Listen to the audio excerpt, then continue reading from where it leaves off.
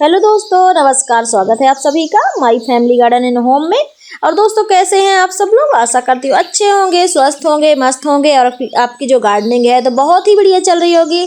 तो चलिए दोस्तों, मैं काफ़ी टाइम बाद वीडियो लेके आ रही हूँ। थोड़ा सा लेट हो गई हूँ लॉन्ग वीडियो लाने में।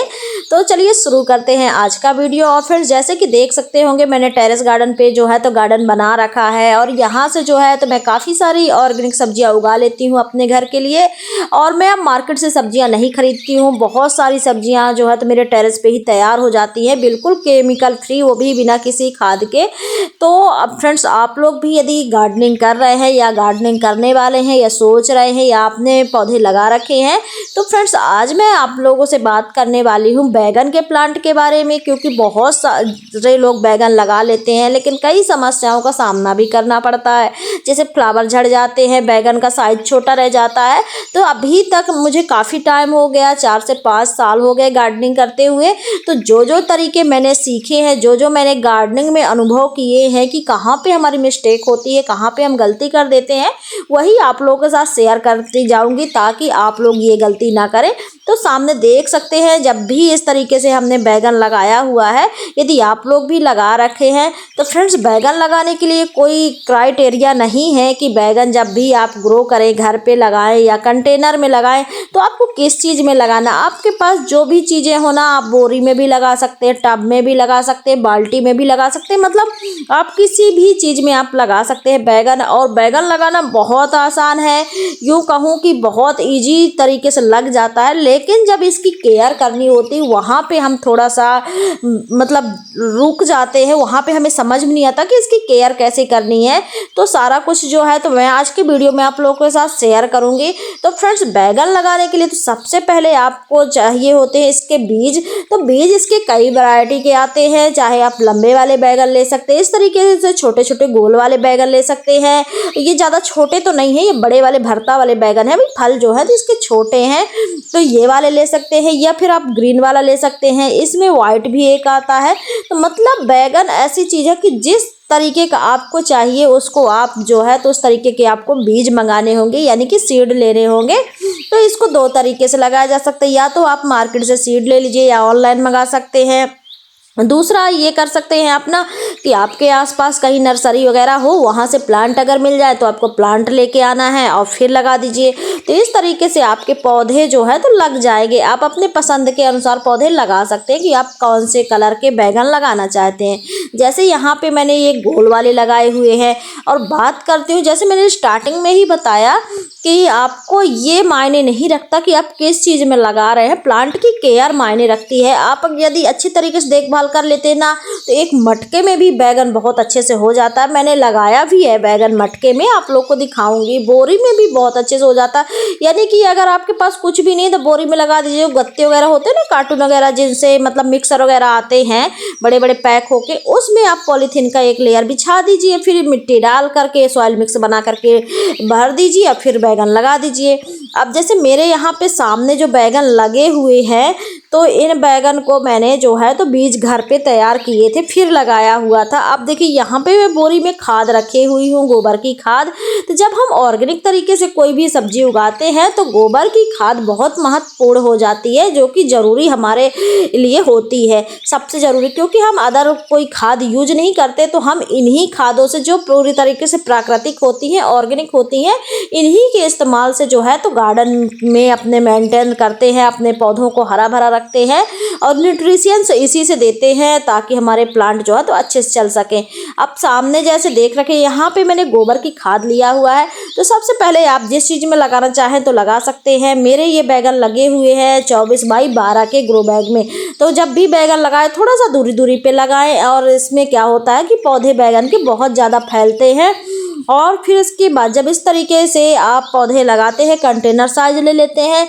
तो फिर इसके बाद बात करूं फ्रेंड्स मिट्टी की, तो मिट्टी बैगन के पौधों के लिए मतलब वेल ड्रेन होना चाहिए, मतलब ऐसी कि भुरभुरी मिट्टी होनी चाहिए। इसमें पानी का जमाव बिल्कुल ना होने पाए, ध्यान रखें। बैगन के प्लांट में पानी पानी तो इसको चाहिए, लेकिन इतना ज़्यादा नहीं चाहिए कि ये जमाव वाला पानी इसको बिल्कुल नहीं चाहिए। जब आप पानी डालते हैं तो पानी आराम से निकल जाए, ऐसा मतलब इसका सॉइल मिक्स होना चाहिए भुरभुरी। आप सामने देख सकते हैं जो मेरा सॉइल मिक्स है, जिस चीज़ में मैंने बैगन लगा के रखे हैं। 3 प्लांट है करीब एक ग्रो बैग में, किसी में 3 है किसी में 4 है ऐसे, क्योंकि मेरे पास प्लांट ज़्यादा हो गए थे तो मैंने लगा दिया था। आप चाहे तो 3 या 4 लगा सकते हैं, क्योंकि इसकी चौड़ाई ज़्यादा है। आप देख सकते हैं गुड़ाई करने से आप समझ गए होंगे कि इस ग्रो बैग की जो मिट्टी है बिल्कुल भुरभुरी है। तो आपको करना क्या है, आपको 40% जो है तो नॉर्मल मिट्टी ले सकते हैं, और इतना ही 40% के लगभग आपको गोबर की खाद लेना है, बराबर ले लीजिए।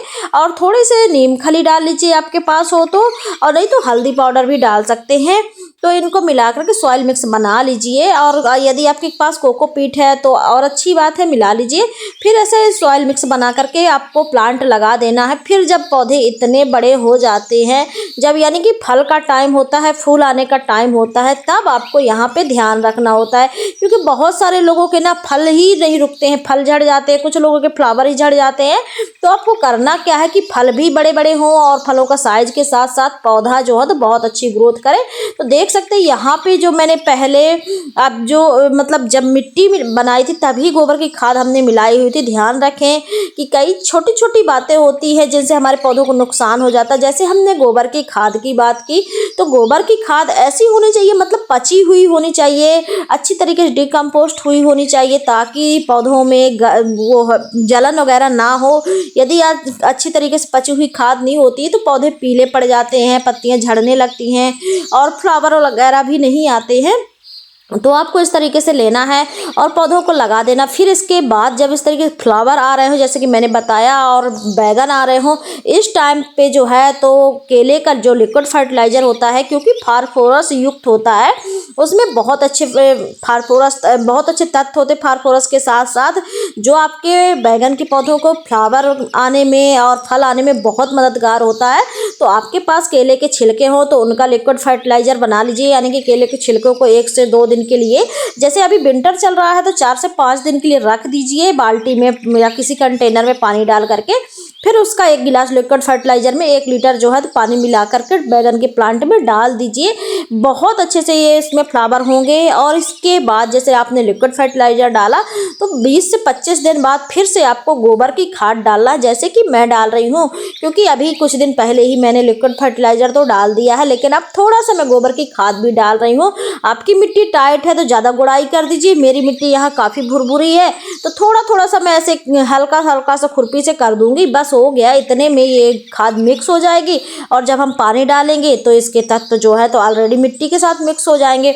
लेकिन ध्यान रखें इतना ज़्यादा पानी भी ना डालें कि आपके सारे मिट्टी के जो तत्व हैं सारे बह कर के निकल जाएं। ध्यान रखिए आपकी मिट्टी पूरी गीली हो जाए, बस इतना ही पानी दिया करिए तो प्लांट बहुत अच्छे से चलते हैं। अब देखिए यहाँ पे भी मैंने ना कुछ अलग सी सब्जियां लगाई हैं तो मैं थोड़ा सा आप लोग को दिखा देती हूँ। ये देखिए यहाँ पे ना मटके में भी मैंने बैगन लगाया। जैसे कि मैंने शुरुआत में ही कहा था कि मतलब अब कंटेनर मायने नहीं रखता, आप किसी भी चीज़ में लगाएं, आपकी सॉइल मिक्स मायने रखती है कि आपने जो मिट्टी बनाई है कैसी बनाई है। तो यदि आपकी मिट्टी वेल ड्रेन है यानी कि सॉइल मिक्स अच्छा है तो आपके प्लांट की ग्रोथ बहुत अच्छी होती है। इसके बाद जो है तो आप सरसों खली का लिक्विड बीच बीच में डाल दीजिए।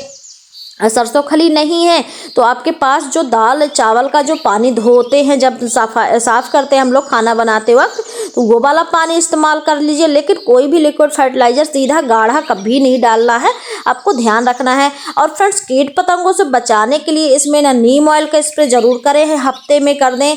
अगर नहीं कर पा रहे हैं तो यदि नीम ऑयल आपके पास नहीं है तो लहसुन और मिर्च का पेस्ट बना करके जो है तो पौधों में स्प्रे कर देंगे। इससे जो है कीट पतंगों से आपके पौधे बचे रहेंगे। बैगन के पौधों में ज़्यादातर व्हाइट मिली का अटैक ज़्यादा होता है, तो लहसुन और मिर्च का पेस्ट जो है तो बना करके और फिर स्प्रे करेंगे तो इससे मिली बग भी नहीं लगती है, पहले ही हम कंट्रोल कर पाएंगे।